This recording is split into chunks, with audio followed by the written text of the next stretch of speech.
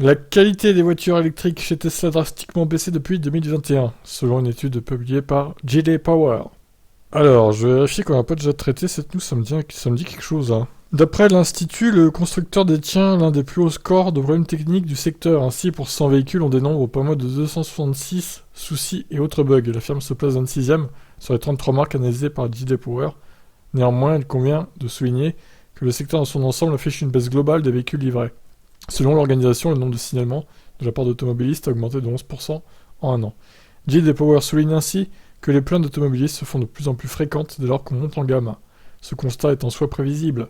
En plus d'un plus haut niveau d'attente de la part des conducteurs, les véhicules premium sont également dotés d'équipements électroniques, de plus d'équipements électroniques, augmentant par conséquent les risques de bugs.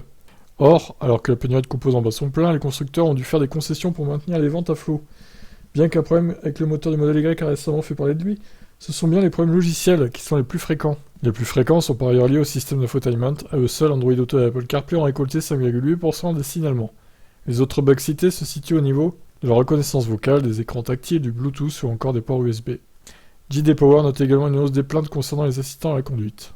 Très bien. Bon, ça date du 28 juin, donc effectivement, c'est une étude récente, hein, visiblement.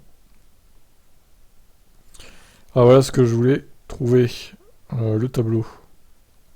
Buick devant Dodge, devant Chevrolet, devant Genesis et Kia.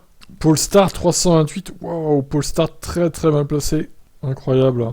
Tesla est quand même meilleur que Volkswagen. Hein. Et Audi d'ailleurs. Incroyable.